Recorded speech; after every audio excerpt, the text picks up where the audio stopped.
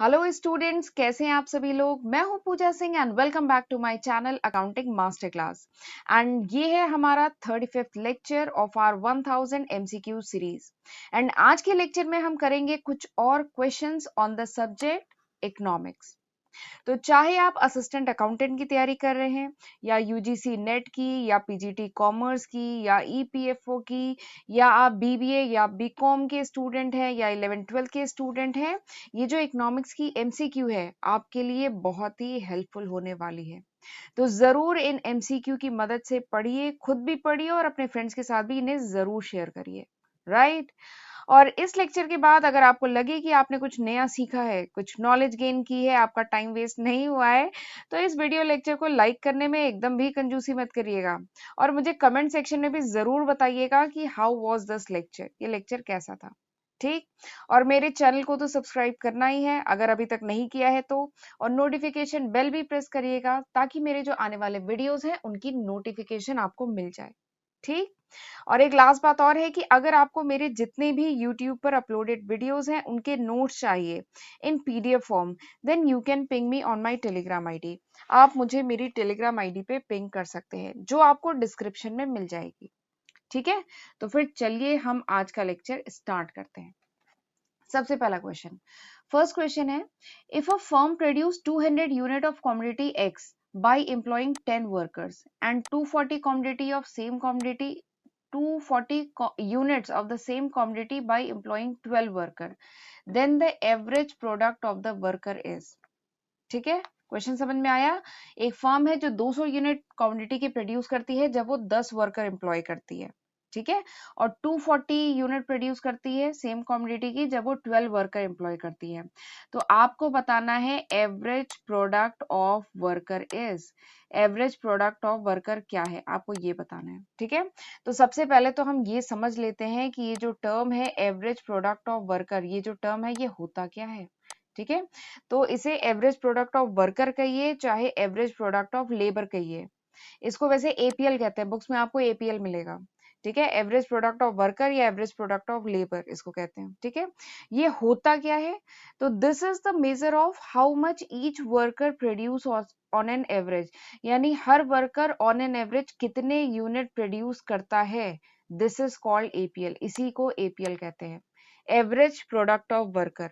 यानी हर worker on an average कितने unit produce करता है, दिस इज कॉल्ड एपीएल। यही आपसे पूछा जा रहा है। और एपीएल का फॉर्मूला क्या है, एपीएल का फॉर्मूला है total product divided by number of employ या नंबर ऑफ वर्कर। ठीक है, मैं एकदम इनिशियल लिख रही हूँ।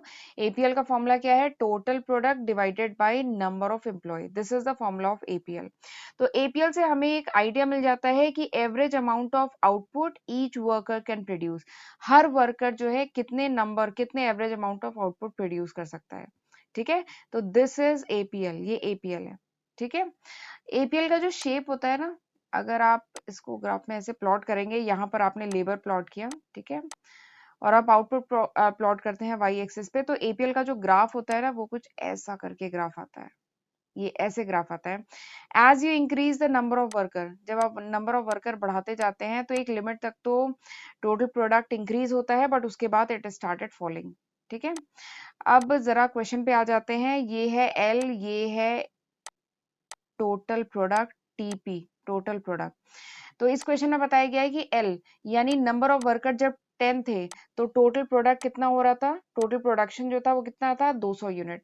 जब नंबर ऑफ वर्कर 12 हो गए तो टोटल जो प्रोडक्शन था दैट वाज 240 यूनिट।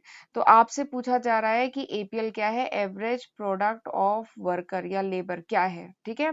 तो मैंने आपको फॉर्मूला बता दिया, फॉर्मूला इज दिस वन, ये फॉर्मूला है total product divided by number of employ. तो इस केस में पहले केस में निकालिए total product divided by number of employ, यानी 200 डिवाइड बाय 10 दैट इज 20। दूसरे केस में देखते हैं 240 डिवाइड बाय 12 यानी 20।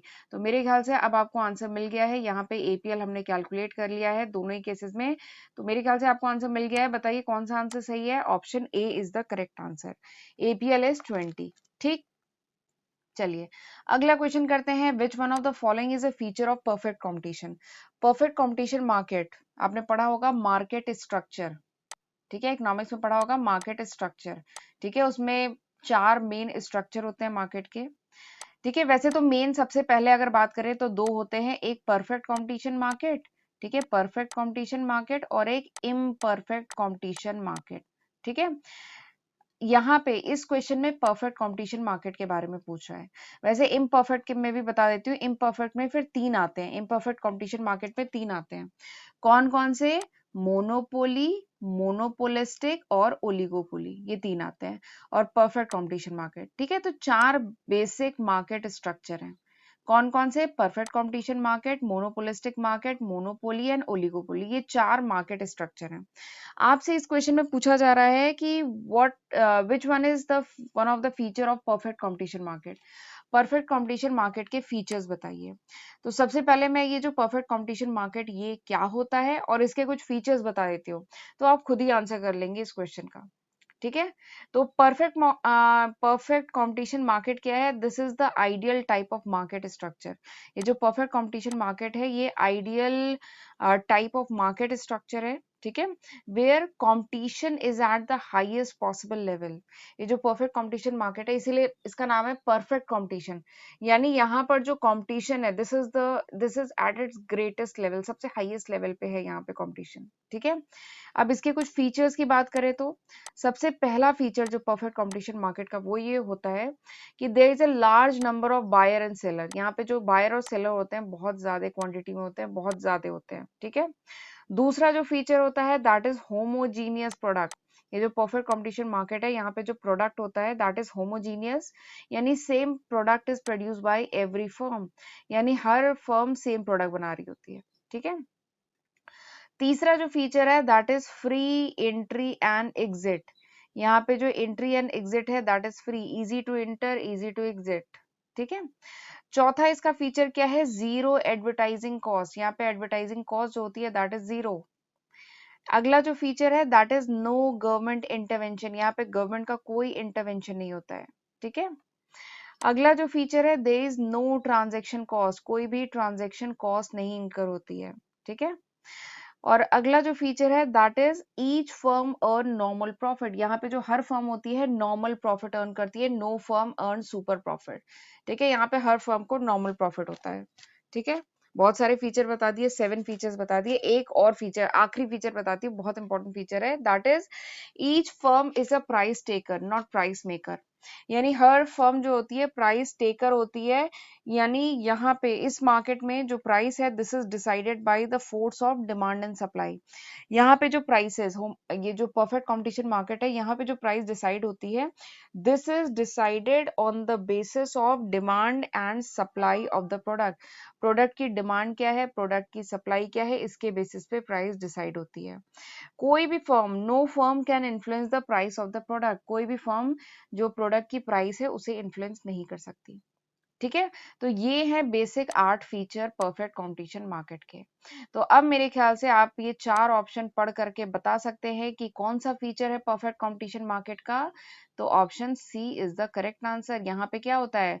होमोजीनियस प्रोडक्ट होते हैं, डिफरेंशिएटेड प्रोडक्ट तो होते ही नहीं है, यहाँ पे कोई ग्रुप बिहेवियर भी नहीं है, यहाँ पे सेलिंग कॉस्ट भी नहीं है। ठीक है, ये इसके फीचर्स नहीं है, यहाँ इसके फीचर क्या है? होमोजीनियस प्रोडक्ट होता है। तो option C is the correct answer. ठीक, अगला क्वेश्चन करते हैं। In case of a perfectly competitive firm, ये क्वेश्चन भी परफेक्ट कंपटीशन मार्केट से है, कि in case of a perfectly competitive firm the demand curve for product is. अगर परफेक्टली कॉम्पिटिटिव फर्म है, ठीक है, परफेक्ट कंपटीशन मार्केट की फर्म है, तो ये उसका डिमांड कर्व कैसा होता है? The demand curve for product is, demand curve कैसा होता है? इलास्टिक होता है, यूनिट इलास्टिक होता है, परफेक्टली इलास्टिक होता है कि परफेक्टली इन इलास्टिक होता है? ठीक, तो ये क्वेश्चन काफी अच्छा है। तो सबसे पहले तो देखते हैं ये डिमांड कर्व क्या होता है। तो डिमांड कर्व तो पता है ना आपको, demand curve is a curve which shows the relationship between the price and the quantity demanded. Demand curve क्या होता है? डिमांड कर्व वो कर्व होता है जो शो करता है relationship between price and the quantity demanded, उसको कहते हैं डिमांड कर्व। इस क्वेश्चन में पूछा जा रहा है कि परफेक्टली कॉम्पिटिटिव फर्म है तो उसका डिमांड कर्व जो होगा, डिमांड कर्व होगा प्रोडक्ट का, वो कैसा होगा। ठीक है, तो जो परफेक्टली कॉम्पिटिटिव फर्म जो होती है उसका जो डिमांड कर्व होता है ना दैट इज परफेक्टली इलास्टिक। उसका डिमांड कर्व जो होता है वो परफेक्टली इलास्टिक होता है।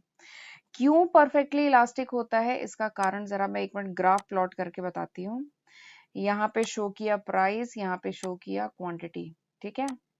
ये सबसे पहले तो ये जो परफेक्टली कॉम्पिटिटिव फर्म होता है ना, उसका डिमांड कर्व ऐसा होता है, हॉरिजॉन्टल लाइन होता है। यहाँ पर तो चलिए ऑप्शन में आपको इलास्टिक, इनइलास्टिक ऐसे ऑप्शन दिए थे, बट अगर vertical, horizontal, sloppy, downward slope, upward slope ऐसा ऑप्शन दिया रहता, तो वहां पे आप चूज करते हॉरिजॉन्टल लाइन।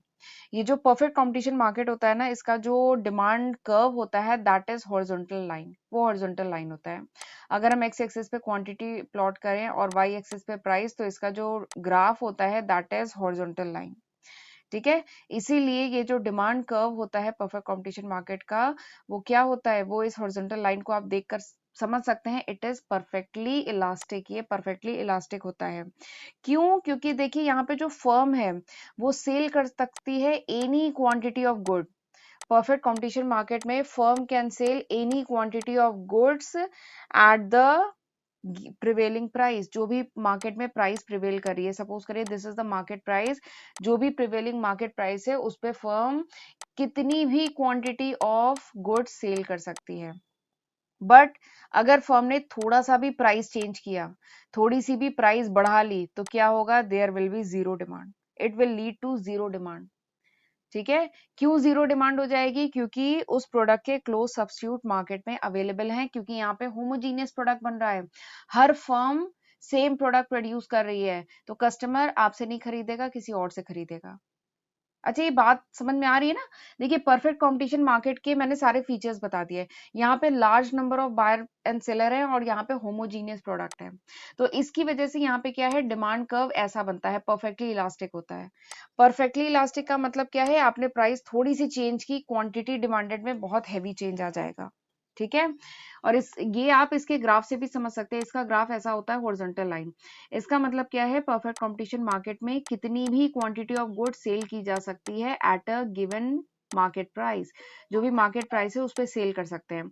लेकिन आपने थोड़ी सी अपनी प्राइस बढ़ा दी, तो क्या होगा, customer will move to the other firm, customer दूसरी फर्म पे चला जाएगा और आपका जो होगा प्रोडक्ट वो बिकेगा ही नहीं, तो आपके लिए क्या होगी, जीरो डिमांड हो जाएगी। The increase in price will lead to zero demand, ठीक है। तो इसलिए जो डिमांड कर्व होता है परफेक्ट कंपटीशन मार्केट में, दिस इज परफेक्टली इलास्टिक, ये परफेक्टली इलास्टिक होता है, ठीक है। ये बहुत अच्छा क्वेश्चन है, तो option C is the correct answer, ठीक।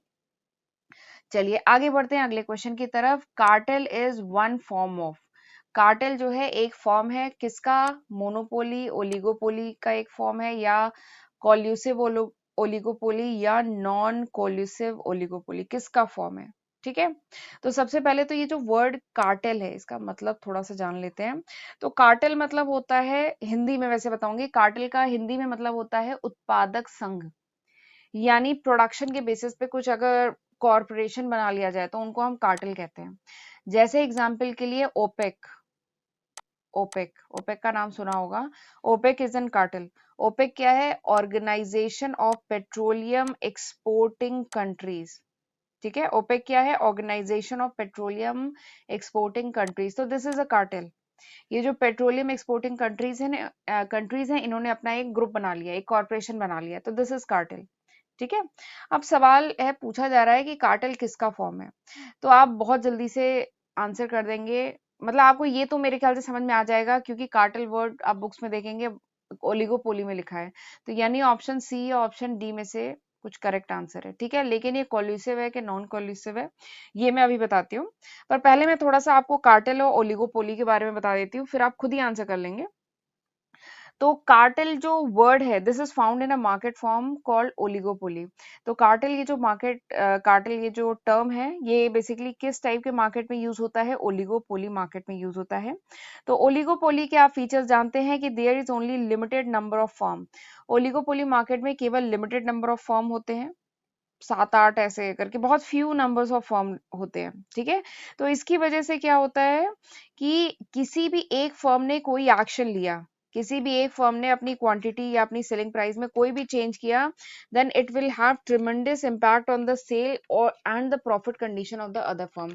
अगर किसी भी एक फर्म ने अपनी सेलिंग प्राइस चेंज किया, प्रोडक्शन लेवल चेंज किया, तो उसका बहुत ज्यादा इम्पैक्ट पड़ता है दूसरी ऑर्गेनाइजेशन पे।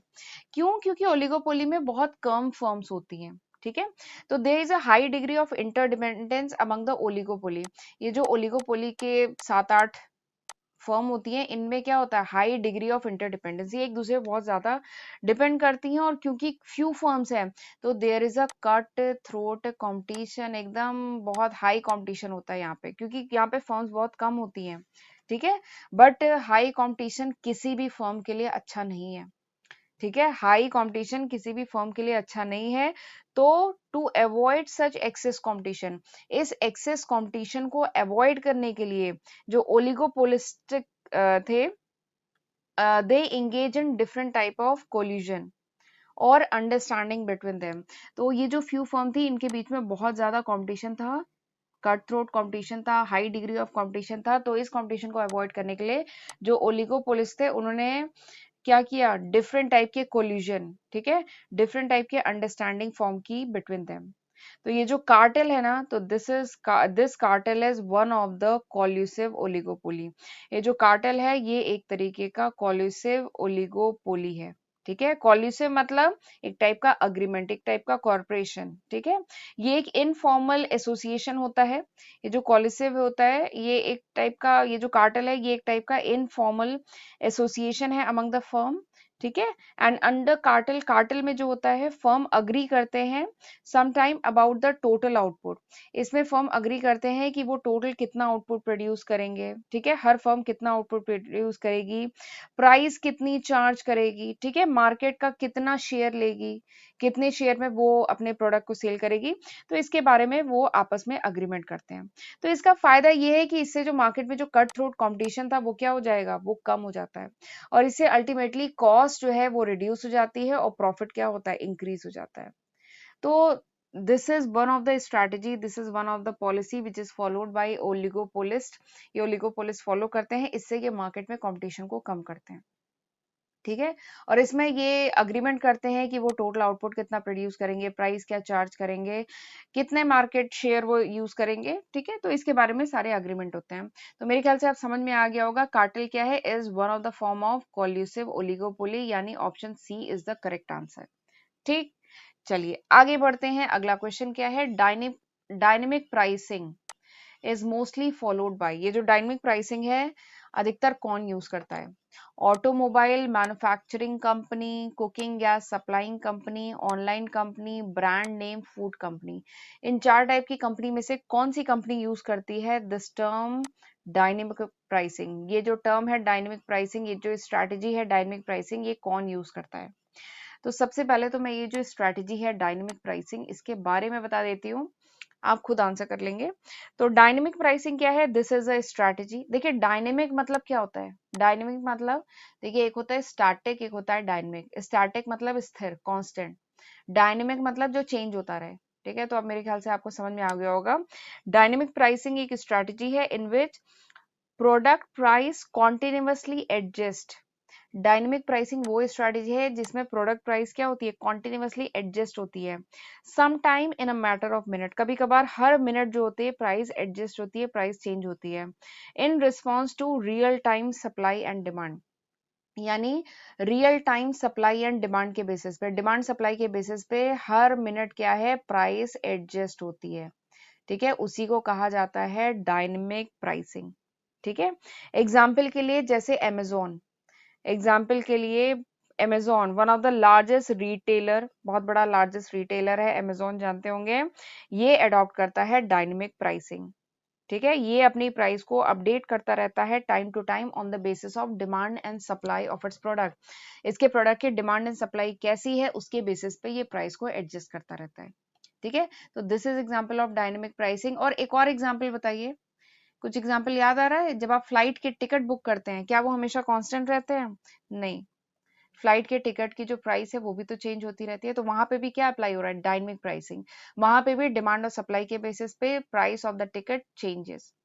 बट यहाँ पे उसका ऑप्शन तो दिया नहीं है। ऑप्शन क्या दिया है? ऑनलाइन कंपनीज, जो रिटेलर ऑनलाइन कंपनीज है वो अपनी प्राइस चेंज करती हैं। तो option C is the correct answer. ठीक, चलिए अगला क्वेश्चन करते हैं। अगला क्वेश्चन भी अच्छा क्वेश्चन है। PT equals to MV, this is a equation suggested by. PT equals to MV, ये इक्वेशन किसने दिया था? जेएम केन्स ने दिया था, एडब्ल्यू फिलिप्स ने दिया था, एरविन फिशर ने दिया था, कि एसी पिगाउ इन्होंने दिया था। तो ये चार साइंटिस्ट के नाम है, इनमें से किसने दिया था? बट सबसे पहले ये तो जान लीजिए कि ये इक्वेशन है क्या। पता है, मैं आपको, मेरा पर्पस ये नहीं है कि केवल सॉल्यूशन बता दूं। बता देती हूँ इसका सॉल्यूशन। ये जो इक्वेशन है, this is given by American scientist. ये एक अमेरिकन प्रोफेसर थे, एरविन फिशर, उन्होंने दिया था। ठीक है, option C is the correct answer. But एक बात बताइए, क्या यही क्वेश्चन एग्जाम में आने वाला है? नो। मतलब आ भी सकता है, कह नहीं सकते, आ भी सकता है, बट क्या पता ये जो एग्जाम में ये जो इक्वेशन है पीटी इक्वल्स टू एमवी, ये पूछ ले कि ये इक्वेशन क्या है। ठीक है, इस इक्वेशन में क्या बताया गया है, इस इक्वेशन में टी क्या है, इस इक्वेशन में एम क्या है, ये इक्वेशन किस कॉन्सेप्ट के अंडर में आता है। ठीक है, इस इक्वेशन के बारे में क्वेश्चन आ गया तो इसलिए पता है मेरा पर्पज है कि ये जो मैं क्वेश्चन करा रही हूँ, इससे इस क्वेश्चन से रिलेटेड जितने भी एस्पेक्ट हैं वो मैं डिस्कस कर लूँ। मेरा पर्पज ये है। ठीक है, ताकि ये क्वेश्चन आए, चाहे इससे रिलेटेड कोई भी क्वेश्चन आए, you can very easily answer. ठीक, तो इस क्वेश्चन का आंसर तो वैसे मैंने बता दिया, option C is the correct answer. ये जो इक्वेशन है, this is given by American professor Irving Fisher ने दिया था। लेकिन पहले ये तो जान लो कि पीटी इक्वल्स टू एमवी होता क्या है। ठीक है, पीटी इक्वल्स टू एमवी होता क्या है। तो पहले मैं थोड़ा सा ये बताऊंगी कि पीटी इक्वल्स टू एमवी होता क्या है। तो this equation is the basis of quantity theory of money.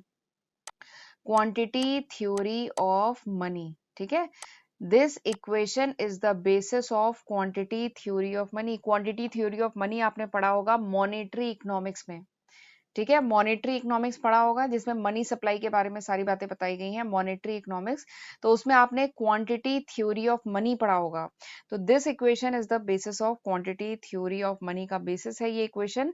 And this equation relates the price level, and the quantity of money, इसके बीच में रिलेशनशिप बताता है ये इक्वेशन। ठीक है, और ये इक्वेशन क्या कहता है? ये इक्वेशन कहता है कि पीटी इक्वल्स टू एमवी।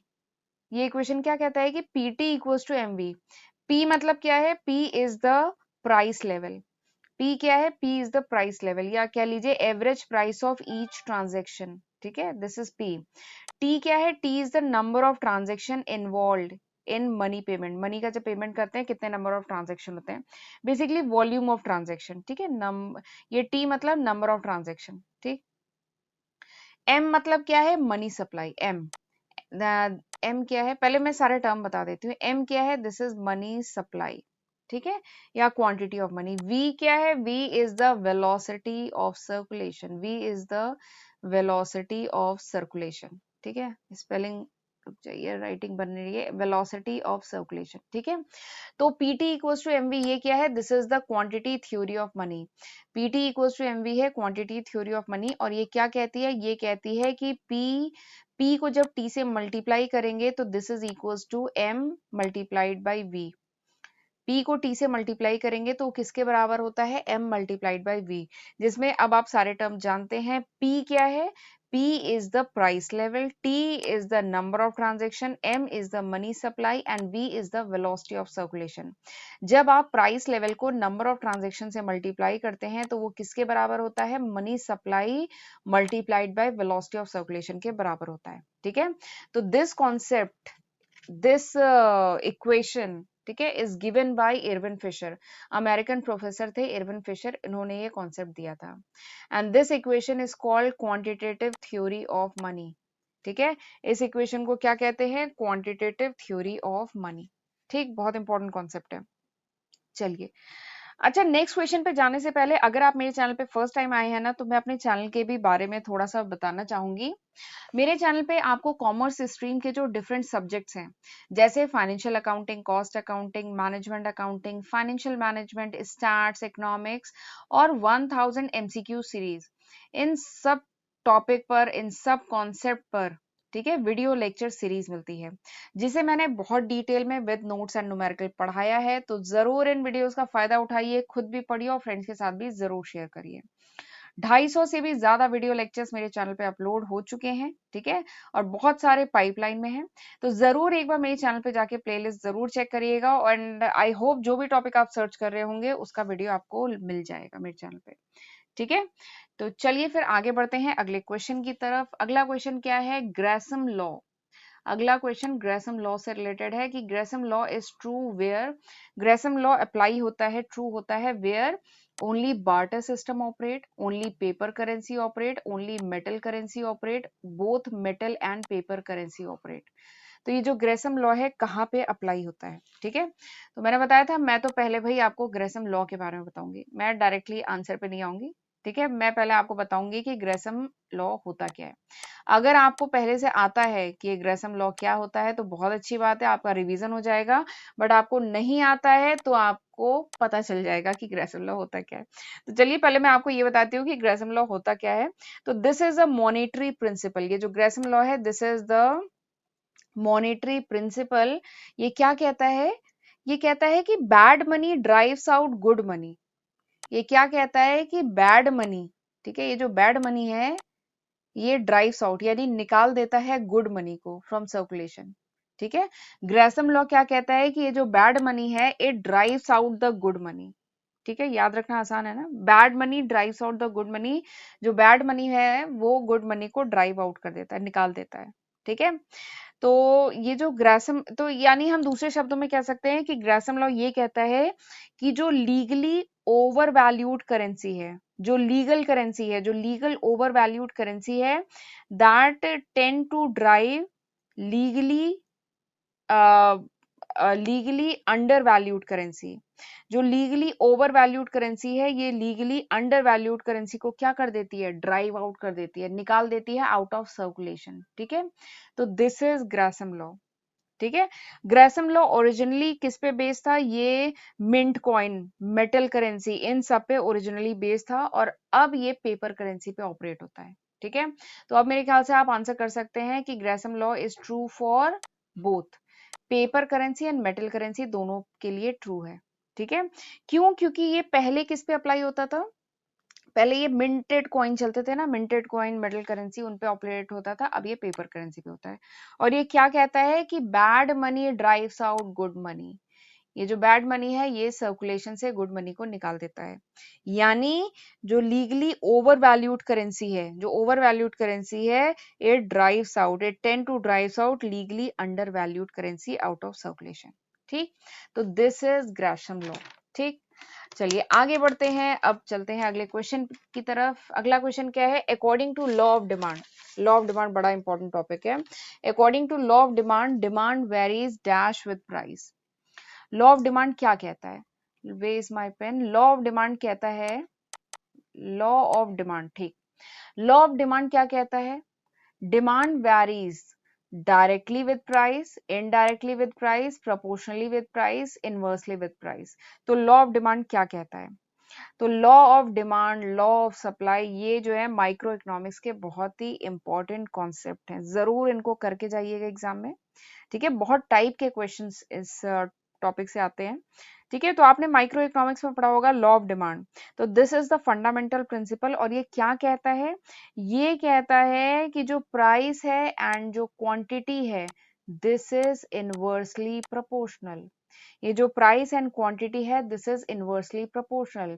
यानी as the price of product increases, जैसे जैसे किसी प्रोडक्ट की प्राइस बढ़ती जाएगी, क्वांटिटी डिमांडेड, उसके जो क्वांटिटी जो डिमांडेड है वो घटती जाएगी। या दूसरे शब्दों में जैसे किसी प्रोडक्ट की प्राइस घटती जाएगी उसकी जो क्वांटिटी डिमांडेड है वो क्या होगी, बढ़ती जाएगी। तो क्या है, price and quantity are inversely proportional. ये बात कहाँ की गई थी, लॉ ऑफ डिमांड में कही गई थी। तो मेरे ख्याल से आप ऑप्शन बता सकते हैं कि option D is the correct answer, ठीक। चलिए अगला क्वेश्चन करते हैं। अगला क्वेश्चन क्या है, quantitative theory of money states that. तो क्वांटिटेटिव थ्योरी तो अभी हमने क्वेश्चन 16 में पढ़ा था ना, क्वांटिटेटिव थ्योरी ऑफ मनी क्या था quantitative theory of money? MV equals to PT, यही था ना quantitative theory of money, MV equals to PT। तो इसमें पूछा गया है क्वांटिटेटिव थ्योरी ऑफ मनी क्या कहता है। ये कहता है कि price level is directly proportional to money supply, price level is inversely proportional to money supply, price level is not related to money supply, या price level is inversely related to money demanded. ठीक है, तो ये चार option दिए गए हैं। तो मेरे ख्याल से अब हम जानते हैं, हमने क्वेश्चन नंबर 16 में पढ़ लिया है क्वांटिटेटिव थ्योरी ऑफ मनी, जिसका इक्वेशन है MV equals to PT। M क्या था? Money supply. प्राइस क्या था? सॉरी, P क्या था? Price level. V क्या था? Velocity of circulation. T क्या था? Number of transaction. तो अब मेरे ख्याल से आप बता सकते हैं आंसर। आंसर क्या होगा? Option A is the correct answer. Quantitative theory of money क्या कहता है कि एम मतलब money supply, this is directly proportional to price level. आप इस इक्वेशन को देख के कह सकते हैं M is directly proportional to P. ठीक है, तो price level is directly proportional to money supply. ठीक है, और ये जो टॉपिक है मनी सप्लाई का, ये सब आप कहाँ पढ़ते हैं? ये सब आप पढ़ते हैं मॉनेटरी इकोनॉमिक्स में। ठीक है, मॉनेटरी इकोनॉमिक्स में ये सब कॉन्सेप्ट आते हैं मनी सप्लाई के। तो ये जो क्वेश्चन है ना मॉनेटरी इकोनॉमिक्स का है।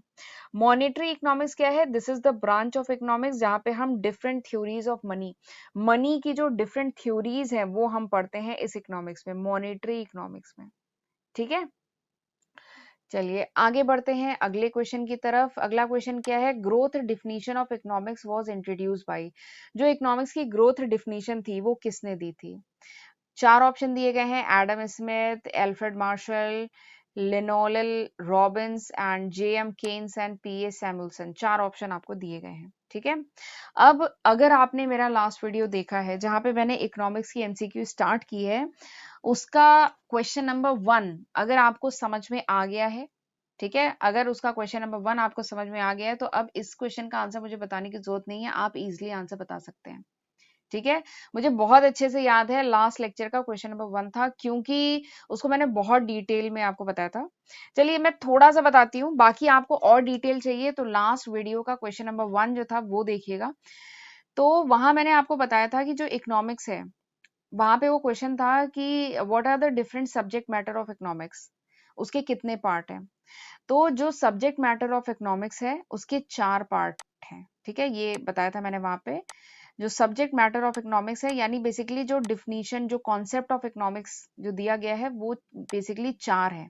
ठीक है, याद आ रहे हैं कौन कौन से? अगर आप देख चुके हैं तो मुझे बताइए, अगर आप लास्ट लेक्चर मेरा देख चुके हैं तो मुझे बताइए कौन कौन से 4 कॉन्सेप्ट थे। सबसे पहला कॉन्सेप्ट जो था दैट वाज वेल्थ कॉन्सेप्ट। ठीक है, दूसरा कॉन्सेप्ट क्या था? Welfare concept. ठीक है, वेलफेयर, स्पेलिंग अच्छी राइटिंग अच्छी नहीं बन रही है, वेलफेयर कॉन्सेप्ट। तीसरा कॉन्सेप्ट क्या था? Scarcity concept. ठीक है, और चौथा कॉन्सेप्ट क्या था? Growth concept. याद आ रहा है? ये 4 कॉन्सेप्ट हैं, ये 4 डिफिनीशन है गिवन बाय डिफरेंट साइंटिस्ट। ये चारों कॉन्सेप्ट डिफिनीशन डिफरेंट साइंटिस्ट ने दी है। ठीक है, इकोनॉमिक्स की बेसिक 4 कॉन्सेप्ट हैं, जिसमें ये जो पहली, दूसरी, तीसरी है ये क्लासिकल कॉन्सेप्ट है, और ये क्या था? Modern concept. ठीक है, वेल्थ कॉन्सेप्ट किसने दिया है? वेल्थ कॉन्सेप्ट किसने दिया है? ये दिया है एडम स्मिथ ने।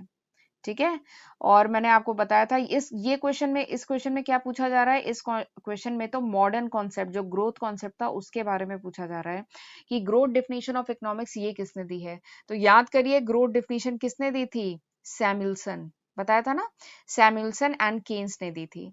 तो आप मेरे ख्याल से बता सकते हैं कि कौन सा ऑप्शन सही है। Option A is the correct answer. तो ग्रोथ डिफिनीशन ऑफ इकोनॉमिक्स जो एक मॉडर्न डिफिनीशन है, मॉडर्न कॉन्सेप्ट है, ये किसने दिया था? पीए सैमुअल्सन और जेएम केन्स ने दिया था। ठीक, अब मैं आपको एक होमवर्क दे रही हूँ जो आप मुझे कमेंट सेक्शन में बताएंगे कि ये वेलफेयर कॉन्सेप्ट और स्कैसिटी कॉन्सेप्ट किसने दिया था। कौन से साइंटिस्ट थे जिन्होंने वेलफेयर एंड स्कैसिटी कॉन्सेप्ट दिया था। और ये जो क्वेश्चन है ना ये बहुत इंपॉर्टेंट है, और इस क्वेश्चन को डिफरेंट तरीके से पूछा जा सकता है। ठीक है, आपसे इस क्वेश्चन में ग्रोथ के बारे में पूछ लिया गया, अगले क्वेश्चन में क्या पता आपसे वेलफेयर पूछ लिया जाए कि वेलफेयर डिफिनीशन किसने दी थी, या स्कैसिटी डिफिनीशन किसने दी थी, वेल्थ डिफिनीशन किसने दी थी। ठीक है, तो कुछ भी पूछा जा सकता है, तो आपको चारों पता होने चाहिए, यही 4 बेसिक कॉन्सेप्ट है। ठीक है, तो ग्रोथ किसने दी थी? सैमुअल्सन ने दी थी। वेल्थ मैंने बता दी, एडम स्मिथ ने दी थी। ठीक है, अब मैं एक हिंट आपको दे देती हूँ। ठीक है, हिंट क्या है कि अगली जो वेलफेयर और स्कैसिटी है वो इन्हीं दोनों में से, रॉबिन्स एंड मार्शल, एक रॉबिन ने दी है, वेलफेयर और स्कैसिटी में एक रॉबिन ने दी है, एक मार्शल ने दी है। इन्हीं दोनों में से बट इन्होंने कौन सी दी है वो आप मुझे कमेंट सेक्शन में बताएंगे, ठीक है? तभी मुझे पता चलेगा कि आपने लेक्चर 1 भी देखा है। और केवल देखना ज़रूरी नहीं है, उसको समझना भी ज़रूरी है, ठीक है? तभी मेरी मेहनत सफल है, वरना मेरे पढ़ाने का कोई फ़ायदा नहीं है अगर आप पढ़ते जाएँगे और भूलते जाएँगे। और इन सारे ही वीडियोज़ को देखिए, ठीक है? तो चलिए फिर this was the last lecture of this was the last question of this lecture. ये आज लास्ट क्वेश्चन था हमारे आज के लेक्चर का। तो चलिए फिर मिलते हैं अगले लेक्चर में। अगले लेक्चर में हम करेंगे फिर से कुछ और क्वेश्चन ऑन इकोनॉमिक्स, ठीक? तो तब तक अपना ध्यान रखिएगा, पढ़िएगा अच्छे से और मुझे कमेंट सेक्शन में इसका आंसर भी बताइएगा और मुझे ये भी बताइएगा कि हाउ वाज़ दिस लेक्चर? ये लेक्चर आपको कैसा लगा, ठीक है? और मुझे अगर समय मिले आपको तो मेरा वीडियो लाइक भी कर लीजिएगा, ठीक है? तो चलिए फिर मिलते हैं अगले लेक्चर में। God bless you.